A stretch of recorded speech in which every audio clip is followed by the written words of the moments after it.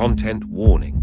This episode discusses the murder of a young mother and includes discussion of child sexual abuse and grooming.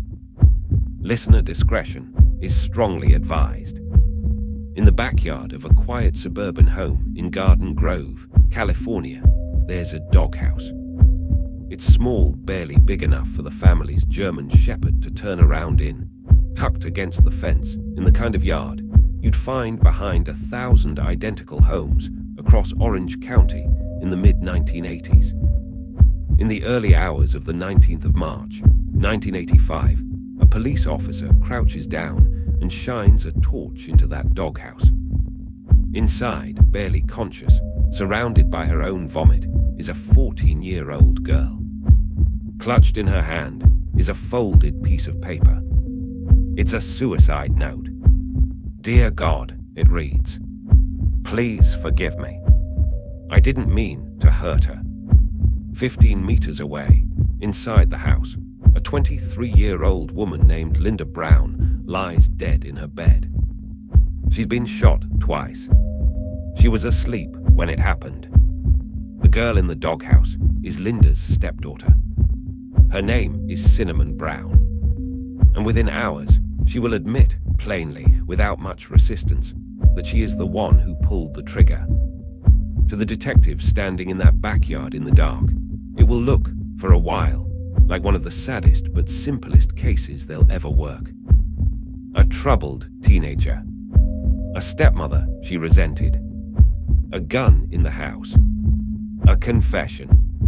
It is not simple. It is not even close to simple. Because the 14-year-old in that doghouse did not wake up one night and decide on her own to kill her stepmother. She had been told to. She had been prepared for months to believe it was the only way to prove she loved her father. And the person who told her to do it was standing just outside the crime scene tape that morning, telling police a story of his own, one that would take investigators the better part of 4 years to fully take apart. This is the story of Linda Brown. But more than that, it's the story of how a grown man methodically, patiently, turned his own child into a murder weapon. Part 1. The Brown family. To understand what happened inside the Garden Grove house, you first have to understand the man at the center of it, David Arnold Brown.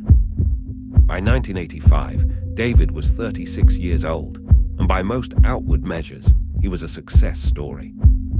He ran his own computer data recovery business, a genuinely cutting-edge field for the era, and he built a comfortable, even enviable life out of it. The kind of self-made millionaire image that Orange County in the 80s practically ran on. He was, by all appearances, a devoted family man. Underneath that appearance was something far darker, and it had been there for a long time. David Brown had been married 6 times by the time Linda died. 6 marriages to 6 different women, and a pattern connects almost all of them. He consistently sought out very young, often emotionally vulnerable partners. Several of the women he married and became involved with were still teenagers when their relationships with him began. It's the kind of pattern that, looked at individually, might be dismissed as coincidence or bad luck in love. Looked at as a whole across decades, it describes something closer to a deliberate method. David Brown sought out girls who were young, who were lonely, who had little in the way of family support or self-esteem to draw on, and he made himself the most important, most powerful person in their lives. Cinnamon Brown was his daughter from an earlier marriage. By 1985, she was 14, splitting her time between households and living, for periods, with her father, his current wife Linda, their infant daughter Crystal, and Linda's much younger sister, Patty Bailey. Patty's story is its own tragedy layered inside this one. She'd had a difficult, unstable childhood, an alcoholic mother, a home life marked by its own history of abuse, and when she was around 11 years old, she moved in with her older sister Linda and Linda's husband David, believing she was finally escaping into a stable, loving home. Instead, not long after she arrived, David began a pattern of sexual abuse against her that would continue for years. Patty, a child at the time it began, later testified that she didn't fully understand what was happening to her wasn't normal, that David had positioned himself, in her eyes, as the person who had given her everything she'd never had. By the time she was a teenager, that abuse had curdled into something Patty herself described, devastatingly, as love. She had come to see her own sister, the woman who had taken her in, as a rival, standing between her and the man she believed she needed. This is the household Cinnamon Brown was growing up in. A father who had spent years grooming a child in his care to see him as the singular source of love and approval in her life. A teenage aunt by marriage who had been groomed the exact same way years earlier, and who now saw David's wife as an obstacle rather than her own sister. And at the center of it, a 14-year-old girl who, like Patty before her, desperately wanted her father's approval, and who had no way of knowing that the version of love being modeled for her in that house was, in fact, a slow-moving campaign of control. By early 1985, David Brown had a problem, though it wasn't the one he presented to the world. Financially, his business success may not have been as solid as it appeared.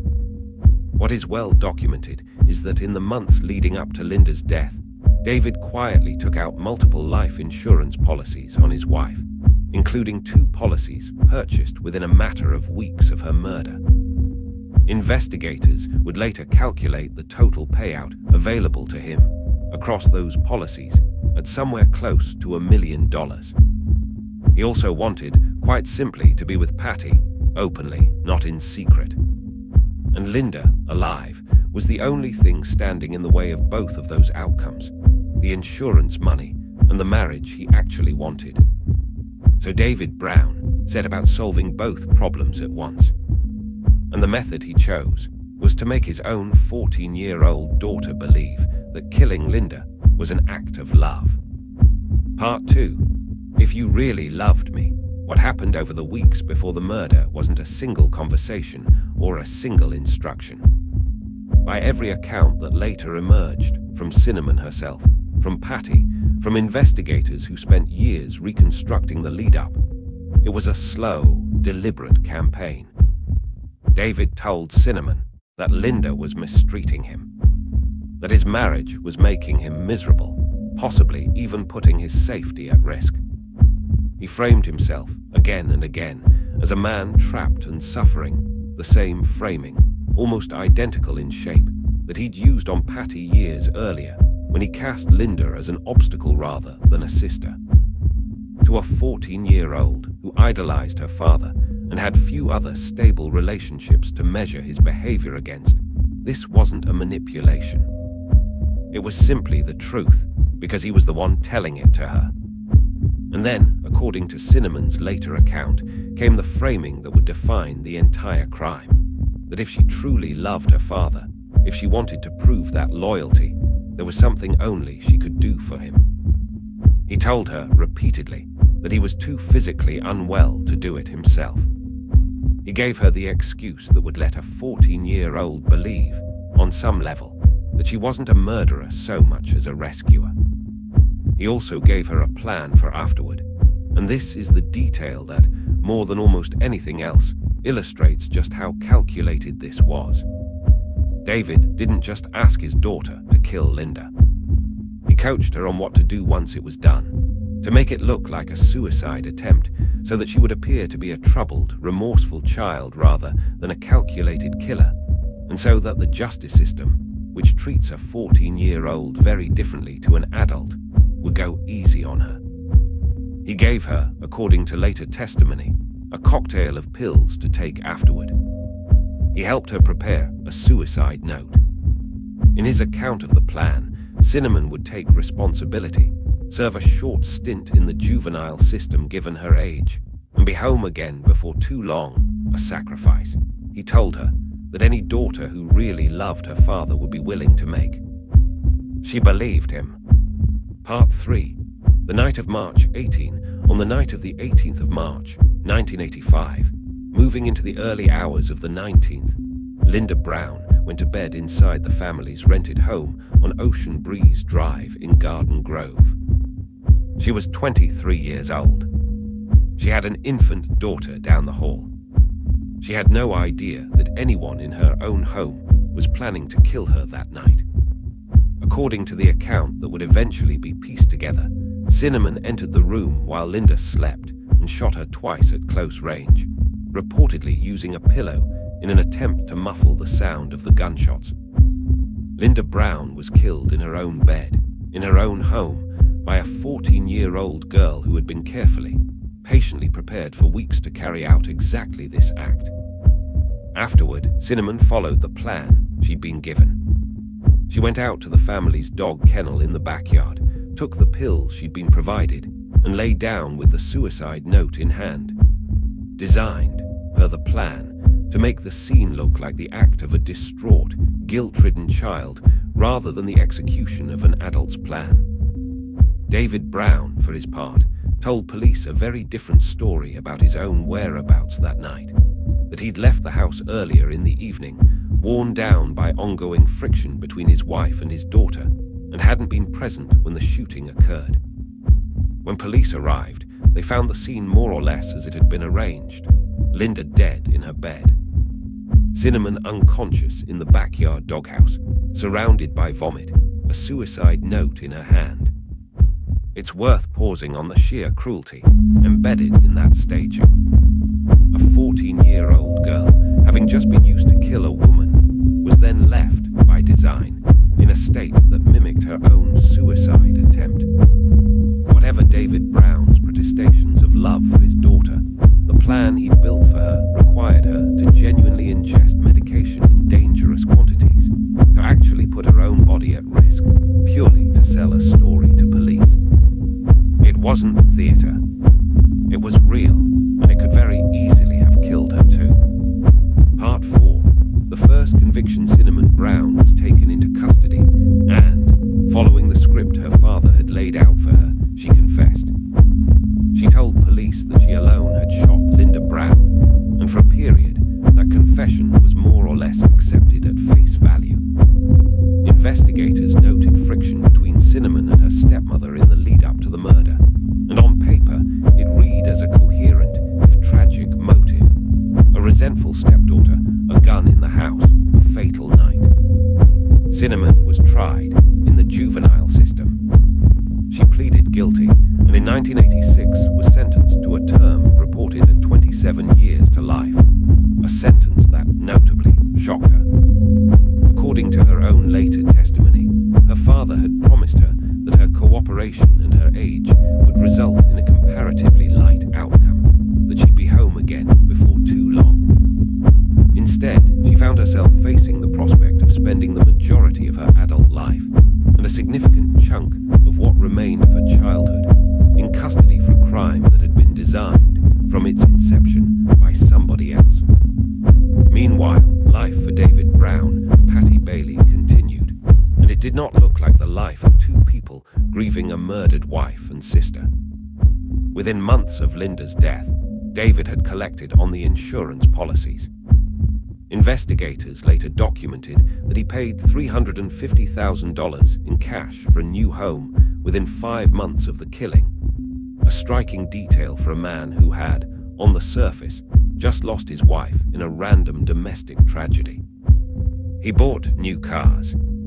He lived, by every outward measure, considerably better than he had before Linda died. And within roughly a year of the murder, David Brown married Patty Bailey, his late wife's own younger sister, the same young woman he had been grooming and abusing since she was a child. They had a daughter together not long after. To the outside world, this may have looked eccentric, even distasteful, a widower marrying his sister-in-law barely a year after a tragedy. But to two homicide investigators who had never fully accepted the original version of events, most notably an investigator named Jay Newell, who stayed doggedly attached to the case long after it was technically closed, the pattern read very differently. A large insurance payout. A hasty, convenient marriage. a 14-year-old locked away, silent, taking full responsibility for a crime that, the more they looked at it, seemed to benefit everyone in that house except her. They didn't have enough to reopen the case, not yet. What they had was a hunch, and the patience to wait for a crack to appear. Part 5. The crack that cracked came from the one person in the whole affair who had the least power, and, eventually, the most reason to tell the truth: Cinnamon herself. For years, Cinnamon Brown remained loyal to her father, even from inside custody, visiting with him, believing, as she'd been raised to believe, that what she'd done had been an act of love and sacrifice, and that her father was suffering right alongside her on the outside. But loyalty built on a lie tends to erode once reality starts pressing in from enough directions at once. Cinnamon was serving a lengthy sentence for a crime she'd been manipulated into committing. Meanwhile, the father she'd sacrificed her adolescence for was, by all visible signs, thriving, new house, new cars, and a new marriage to the very woman who'd helped set the whole plan in motion. By 1988, that dissonance had become too much to sustain. With encouragement from investigators who had never stopped working the case quietly in the background, Cinnamon agreed to help them get the proof they needed. In August of that year, during a prison visit, she wore a hidden wire. What David Brown said during that conversation, not realizing he was being recorded, effectively unraveled everything he'd spent 3 years building. He spoke about needing Cinnamon to keep her story straight. He referenced needing to protect himself. And, critically, he acknowledged his own role in preparing the drug cocktail Cinnamon had taken on the night of the murder. A detail that had no innocent explanation if his public story, that he'd had nothing to do with the killing, was actually true. It was enough. Within weeks, David Brown and Patty Bailey were arrested. David's initial response was total denial, until he learned that his conversations with Cinnamon had been captured on tape. At that point, his story shifted. He began acknowledging fragments of what had actually happened, while still working to shift as much blame as possible onto his daughter and his now wife. Patty, for her part, made a different calculation. Facing her own prosecution and having watched David turn on the daughter he'd claimed to be protecting, she began cooperating with investigators, ultimately confirming a version of events that lined up with what Cinnamon had already told them. David Brown, cornered on two fronts by the two people he'd spent years manipulating, tried one more move, and it's the detail that, more than any other, strips away any remaining ambiguity about who he really was. From inside jail, awaiting trial, David approached a fellow inmate and attempted to arrange the murders of Patty, of investigator Jay Newell, and of the prosecutor handling his case. The inmate reported the approach to authorities, who set up a sting operation and allowed David to believe his plan had succeeded. It hadn't. And when the recording of that plot was later played for a jury, whatever sympathy David Brown had managed to cultivate over the preceding years evaporated in the courtroom. Part 6. The trial's Patty Bailey pleaded guilty in 1989. Because she had been 17 at the time of the murder, a minor like Cinnamon, her case was handled in the juvenile system. She was sentenced to a term in the same youth facility that had held Cinnamon, with release conditions tied to her age rather than a fixed adult sentence. She would ultimately be released before Cinnamon was. David Brown's trial began in 1990, and it drew significant media and public attention across Southern California. The kind of case with enough lurid, almost novelistic detail that it would go on to inspire not one but 2 books and a television miniseries. Both Cinnamon and Patty testified against him, describing between them the years of grooming, manipulation, and coercion that had led to Linda's death, along with the plan David had built to make a 14-year-old take the fall for it. The recording of David's attempt to have Patty, Newell, and the prosecutor killed from behind bars was played for the jury. arguably the single most damning piece of evidence in the entire case, because unlike the murder of Linda, it had been committed and planned entirely on David's own initiative, with no daughter or manipulated teenager standing between him and the decision. David Brown was convicted of first-degree murder for financial gain, along with conspiracy charges. In June 1990, he was sentenced to life in prison without the possibility of parole. He would spend the rest of his life behind bars, much of it in protective custody, a detail that speaks to how even within a prison population, a man who manipulates his own child into committing murder on his behalf tends not to be held in particularly high regard. David Brown died in a prison hospital in 2014 at the age of 61 of natural causes. Part 7.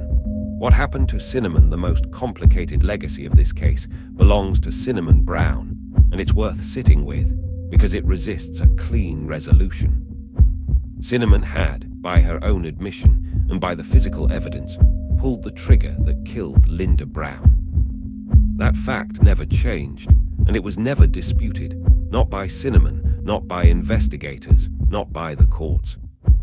What changed? What the years of investigation, the wire recording, and David's own recorded attempt to have witnesses murdered ultimately established, was the context around that fact, that a 14-year-old girl had been deliberately, systematically prepared by an adult who held total authority over her life to believe that murder was an act of devotion.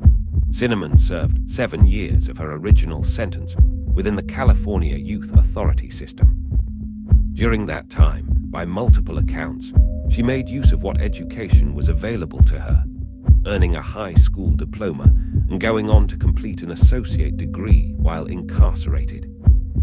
She was paroled in February of 1992 at the age of 21, meaning that by the time she walked free, she had spent essentially her entire adolescence, from 14 to 21, inside the juvenile justice system for a crime engineered by her own father.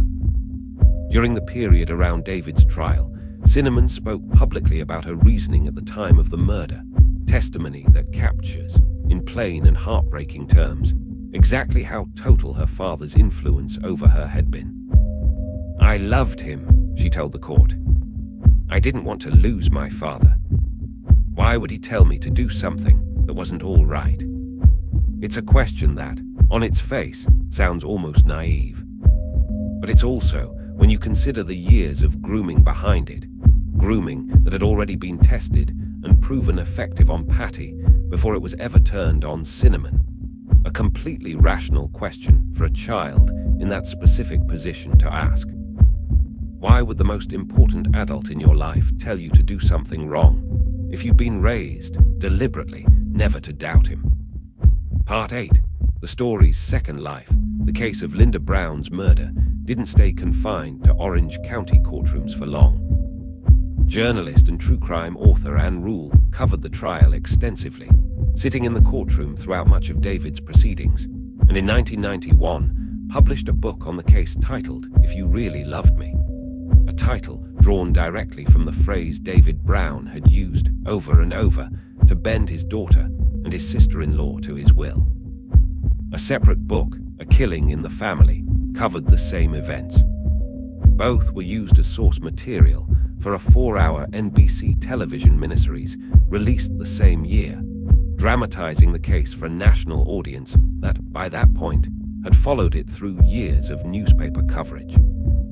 The public fascination with the case has never fully gone away. Decades later, it's still being revisited in true crime documentary series, podcasts, and retrospectives, and Cinnamon Brown herself has, at points, spoken publicly about her experience, including in a televised interview reflecting on what it meant to grow up believing that murder could be an expression of love, and what it took to eventually see her father clearly. What keeps drawing people back to this case, more than 3 decades on, isn't really the murder itself. As horrifying as it is, in the broader landscape of true crime, a killing carried out with a firearm in someone's sleep is mechanically one of the less complicated crimes to describe. What keeps people coming back is the architecture underneath it. The years-long process by which an adult can take a child who trusts him completely and slowly, patiently, rebuild that child's entire understanding of right and wrong until she's willing to kill for him and call it love. There's a version of this case that gets told, sometimes, as a story about a bad kid, a resentful stepdaughter who shot her stepmother in her sleep. That version isn't false, exactly. Cinnamon Brown did pull the trigger. Linda Brown, 23 years old, a young mother with an infant daughter, is dead because of an action Cinnamon took with her own hands. But that version leaves out almost everything that actually explains how a 14-year-old ends up in that position in the first place. It leaves out a father who had spent years, arguably decades, refining a method of finding young, vulnerable people and making himself the entire center of their emotional world. It leaves out an aunt by marriage who had been groomed using the exact same playbook years earlier, and who, by the time Cinnamon came along, had been so thoroughly reshaped by that manipulation that she saw her own sister as a threat to be removed rather than family to be protected. And it leaves out the fact that the person who benefited most from Linda Brown's death, financially, romantically, in every practical sense, never fired a single shot and very nearly got away with it entirely, if not for a 14-year-old who eventually found the courage to tell the truth about what had actually been done to her. Linda Brown never got to raise her daughter. She never got to grow older than 23. She was killed in her sleep, in her own bed, by someone in her own home who had been engineered, months in advance, into believing that killing her was an act of love rather than what it actually was. A crime committed on someone else's behalf, by someone too young to fully recognize what was being done to her. David Brown spent the rest of his life in prison, and by every account, died there unrepentant. Patty Bailey served her sentence and was released. And Cinnamon Brown, the 14-year-old found in that doghouse, clutching a note she didn't even fully understand the weight of, grew into an adult who had to somehow reconcile the fact that she had killed someone, that she had been a victim herself, and that both of those things were true at exactly the same time. This has been the case of Linda Brown. Thank you for listening.